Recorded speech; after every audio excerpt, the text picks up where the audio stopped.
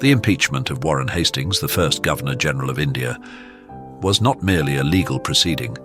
It was a philosophical confrontation over the ethics of British imperial rule.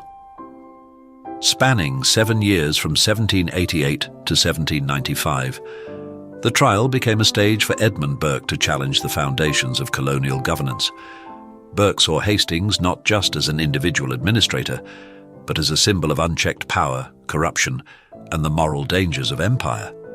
His prosecution was a passionate indictment of British rule in India, forcing Britain to confront the ethical dilemmas of its expanding dominion. Edmund Burke, one of the most influential political thinkers of his time, believed that empire should be governed by principles of justice rather than raw power and profit. In his view, the British presence in India was a responsibility, not merely an opportunity for exploitation. He warned that imperial rule, if left unchecked, could devolve into tyranny, corrupting both the rulers and the ruled. His prosecution of Hastings was not just about alleged financial misconduct. It was a sweeping denunciation of how Britain exercised its authority over subject peoples.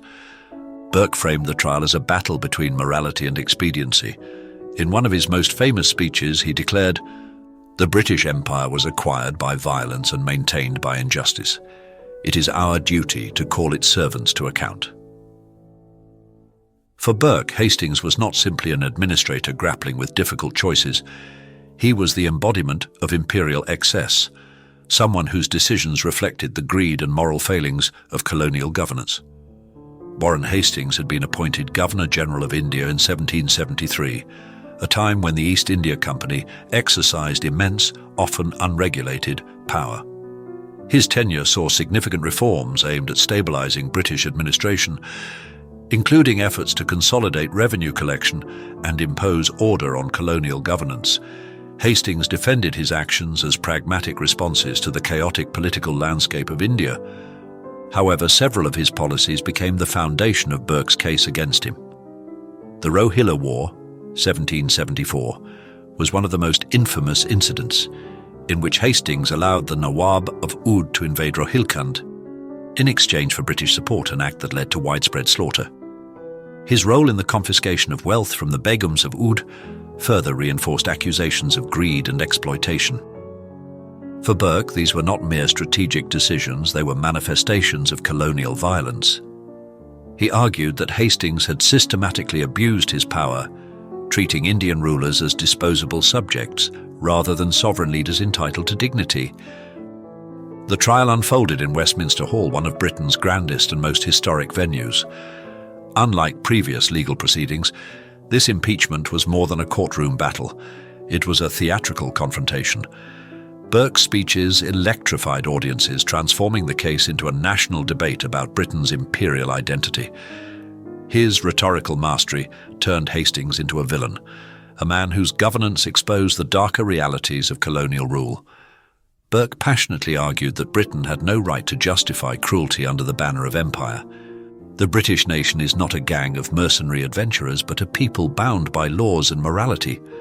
The prosecution was supported by other notable figures, including Richard Brinsley Sheridan and Charles James Fox, who reinforced Burke's arguments by emphasizing the broader implications of unchecked colonial authority. Hastings' defense, meanwhile, portrayed him as a leader navigating the harsh realities of empire. His legal team argued that his decisions, though controversial, had been necessary to maintain stability and British interests. Hastings himself maintained that he had governed with an understanding of India's traditions and had made difficult choices for the greater good. After 7 years of proceedings, Hastings was acquitted in 1795, escaping legal punishment. However, the trial had far-reaching consequences. Though Hastings avoided conviction, Burke's prosecution had shifted public consciousness, exposing the moral ambiguities of empire. The debate surrounding the trial influenced future attitudes toward colonial governance and reinforced the idea that imperial administrators could and should be held accountable for their actions. Burke's arguments helped fuel later reformist movements that sought to impose ethical constraints on British colonialism. While Britain continued to expand its empire in the 19th century, The Hastings trial remained a reference point for discussions about the limits of imperial authority. The Hastings trial was a defining moment in British history, not because of its legal outcome, but because of its ideological impact. Burke's prosecution forced Britain to confront the uncomfortable reality that empire, if left unchecked, could become indistinguishable from tyranny. His insistence that colonial governance should be guided by justice rather than greed laid the groundwork for later critiques of imperialism. While Britain did not immediately abandon its expansionist ambitions, the concerns raised during the trial shaped future debates on colonial reform. The trial exposed the contradictions at the heart of British imperialism, its desire to be seen as a force for civilization while engaging in practices that often mirrored conquest and exploitation. Burke's vision may not have prevailed in the short term, but his moral arguments endured. In the 19th and early 20th centuries, reformers invoked Burke's warnings in their campaigns to restrain imperial excesses, making the Hastings trial a symbolic precursor to Britain's later struggles with the ethics of colonial rule. Though Hastings emerged unscathed legally, his trial foreshadowed the growing challenges Britain would face in justifying its empire. Burke's prosecution was more than an attack on one man. It was an indictment of an entire system. By placing morality at the center of the debate, Burke set a precedent for scrutinizing imperial governance, ensuring that future generations would revisit his warnings about the dangers of unchecked power. The trial of Warren Hastings was not just about parliamentary accountability.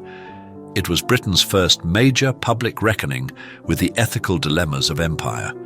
And though the British Empire would continue to expand for another century, the legacy of Burke's arguments remained, reminding Britain that its rule was not immune to moral judgment,